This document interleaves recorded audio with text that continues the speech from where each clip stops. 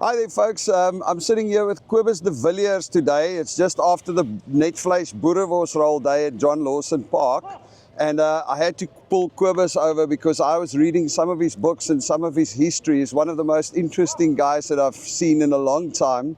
Kobus has a long history in South Africa working in secret stuff. And then also, he's written 5 books. So Kobus, welcome. Thank you. So tell us a little bit about yourself. How did you, number one, start the writing? Oh, the writing only started after I retired. What started off was I saw the Sputnik going over the farm when I was 5 years old. Oh, yeah? And I told my grandfather, I want to build machines like that. Wow. And then, of course, everybody thought I'm a bit daft. Maybe I am. And over time, I ended up studying engineering, but I had to pay for it by working in the mine on the holidays. And I ended up working for Armscor. And I did seem to have some talent because they sent me overseas. And after 11 years I worked for Armscor, I spent 6 years working overseas. Wow. And then the last project was, they sent us to Russia, which at the time was very strange because Russia was not supposed to be our friend at the time. And we lived in Brezhnev's dacha, and we worked on a project there. And in 1994, the project was finished. And it was announced at the Farnborough Air Show. And of course, it made in the aircraft industry, it made world news. And a lot of people suddenly wanted to offer us jobs. Nice. So I did a tour through Canada. I started on the East Coast and I set up interviews with different companies that I found in a book, just to see what it's like, what kind of job they have, and what the climate is like, and what the lifestyle is like. And it turned out a lot of people were interested because of they read and they knew what we had done. Yeah. And I was not that impressed. It was cold, it was not pleasant. I did it alone, so I couldn't compare or discuss with my wife what I thought. And then I landed in Vancouver in a little hotel near Granville Island. And then morning I woke up, it was a nice sunny day. Vancouver caught you. Vancouver caught me. I walked down to Granville Island, I saw all the yachts parked there, and I thought, I can live here. And a year and a half later, we were here. Oh, nice, man. So let's take a step back. You started in what you ended up doing when you were 5 years old. You saw Sputnik go over and you were like, that's what I'm going to do. Yeah. Wow. I wish my kids had that much direction at a young age. Yeah. And you became an aircraft engineer. Yeah. Working on what part of the aircraft? I mean, what's your main thing? I studied aircraft engineering. And my first job was a stressman, where you do all the calculations of the aircraft structure. Okay. And then they sent me to Italy to study further, and I studied aeroelasticity, which is the interaction between the structure of an aircraft flexing and the aerodynamic loads that makes it flex. Okay. Those were the days before you had fancy computer programs. Yeah, before you could type it in. So the mathematics was kind of interesting on that. I can imagine.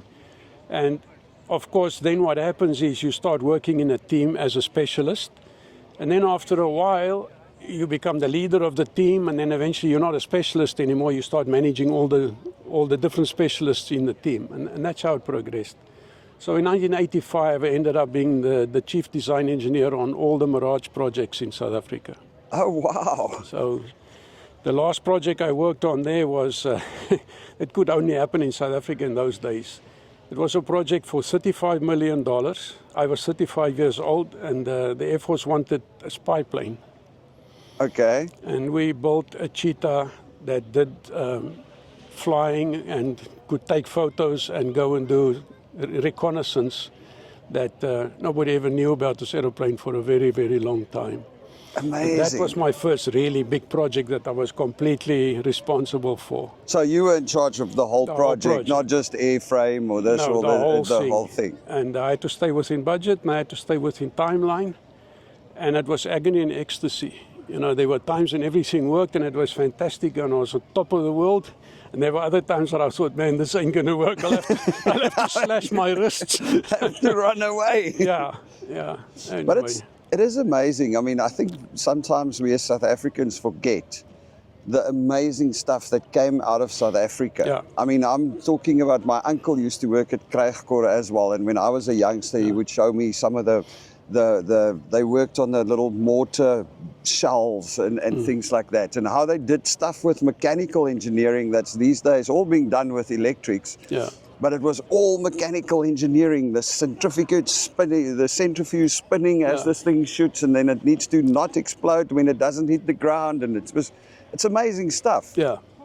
And I mean, yeah, there's so much. South Africa did amazing things. Yeah, and I think that because we had a lack of experience and a shortage of people, we just compromised and we just did stuff. And we had more chutzpah than brains, and we managed to do things. Yeah.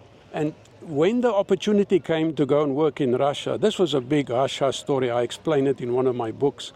I got invited for tea at the general's house. Yeah. And I thought it's my friends pulling my leg. You know, I said, nobody gets invited for tea at a general's house on a Sunday afternoon. And it was his aide-de-camp, and she said, I'm very serious and you better be there. Yeah. So he explained to us, because of the channels in the background and because of negotiations starting in South Africa and because of the Russians' involvement with the ANC, they are proposing we do this project in Russia. And would I lead the team? And I went home and I thought, you know, I did my military service. The Russians were the bad guys. Yeah. All the equipment that we developed was against Russian kill equipment. the Russians. Their doctrine didn't suit us. Everything was bad about this whole lot. And now you're asking me to go in there.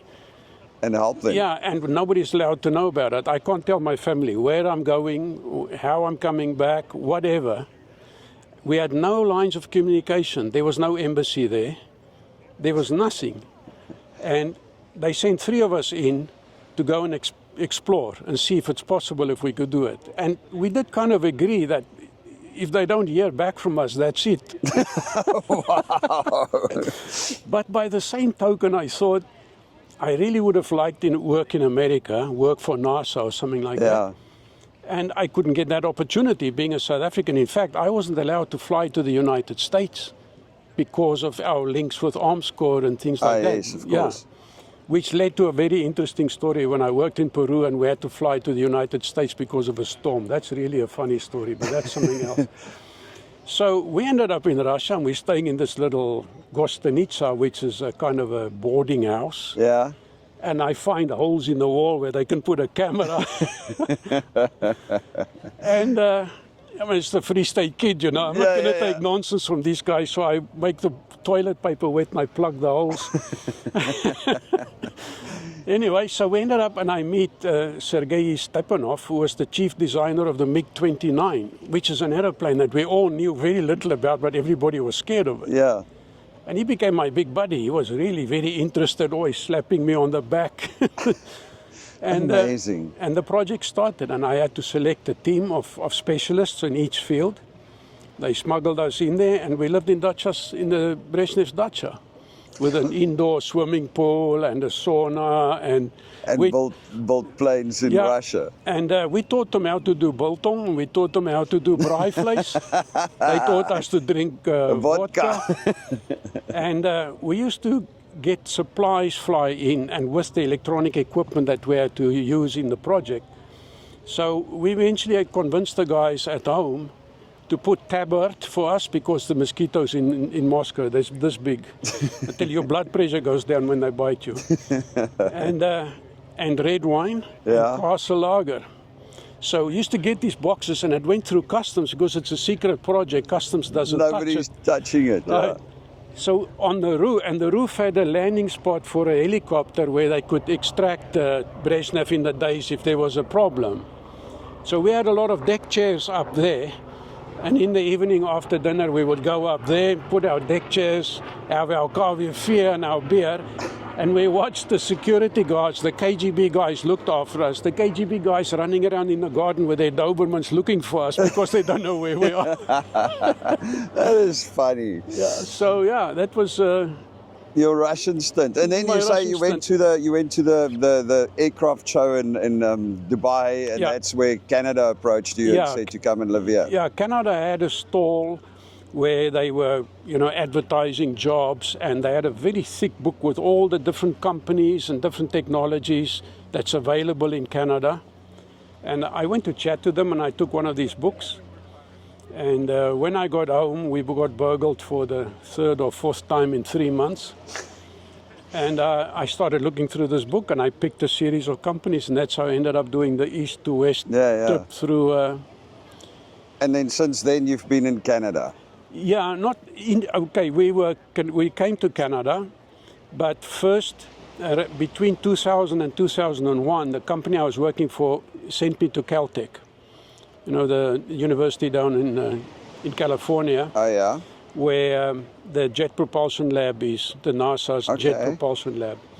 And there was another South African guy there, Dr. Iapi, who's the guy who developed the helicopter that flew on Mars.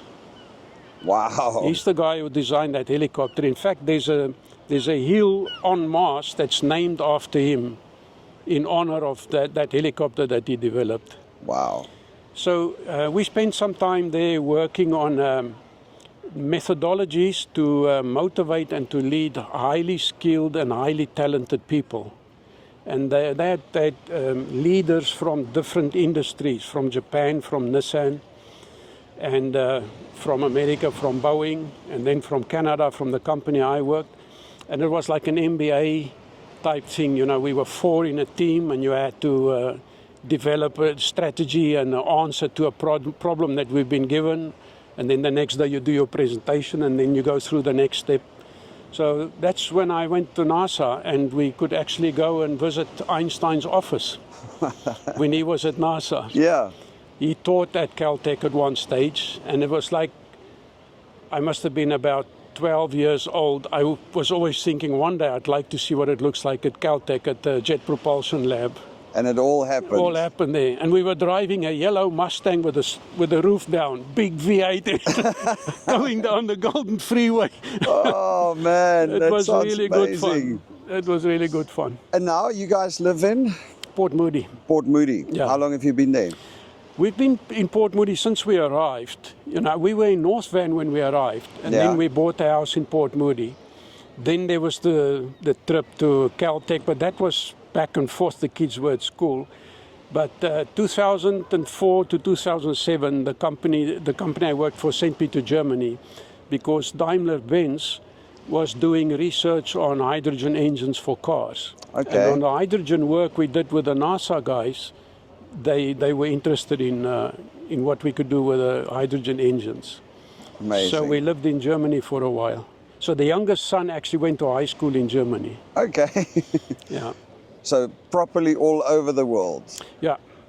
So that's the thing that I think sometimes we forget. Is like South Africans, there's a bunch of really interesting South Africans and people that's done really amazing things. And one of the things I realized when I started traveling around the world, we did a 13,000-mile road trip through the US and all over. And 2 things I realized. The one is you find South Africans everywhere. Yeah. Whether you're in some elevator in a hotel in downtown LA and you speak Afrikaans and the guy next to you goes, oh, nee. Yeah. So you find South Africans everywhere around the world. And the second thing is oftentimes the South Africans are successful.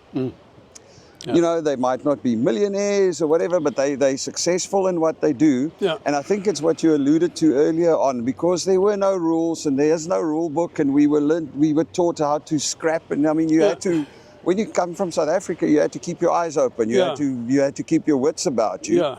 And I think sometimes the rest of the world doesn't necessarily have that little bit of chutzpah, like you say. When I worked for an aerospace company in Vancouver, I retired. I was very tired. I was really burnt out. And my wife and I decided, that's it. Yeah. Why don't you retire at 55? Let's just travel the world and do what we want to do. So I retired, and I was busy painting the garage when I got a phone call from a guy who was the CEO of an aerospace company in Vancouver. Turns out he's somebody that I knew from Arms Corps days. Yeah. And he already had 11 other South Africans working for him. Interesting. And he said, we want to get a contract on the F-35, which is the world's most advanced aeroplane. Yeah. But we've never done military aeroplanes, we've done civilian aircraft. Can you come and help us for a while? For 3 months, he said. So for 3 years I worked with him. We got a contract on the F-35. We were shuttling back to the United Really? States. So you worked for guys that worked on the F-35? Yeah, we shuttled back to the States. Every 3 weeks I would fly to the States and then I would fly back again. And then at 58 I said, this is it, now I've retired, you know. Finally done. Yeah. But there were 12 of us on that team. We would sit at lunchtime at the table and talk Afrikaans. Amazing, right? Yeah. Anyway, and you've got your sons are all in Canada. You've got Yeah. 4 kids, right? Yeah, with 2 kids from my first marriage. Mm-hmm. 1 son from my wife's first marriage, and she's French, by the way. That's also a very long story. Well, we're going to have to sit It's in one of my books, and all I can say is that our security guys warned me to stay away from her because she's a spy for the French. Okay. And the day when I told them I'm marrying her, they were not happy. And that's 30-something years ago. Wow. So That's amazing. there's the 2 kids from the first marriage of mine. My daughter is a lecturer at Stellenbosch University. My son is a pilot for Airline Canada. And Marie-France's son, he lives in Nova Scotia. He went to Rosemount College and he works for a company that does special metals for food industry and medicine industry. And then our youngest son, he's a systems engineer in the Canadian Navy. He did a chemical engineering degree from UBC. And last year he was the top student in the Canadian Navy. Oh, wow.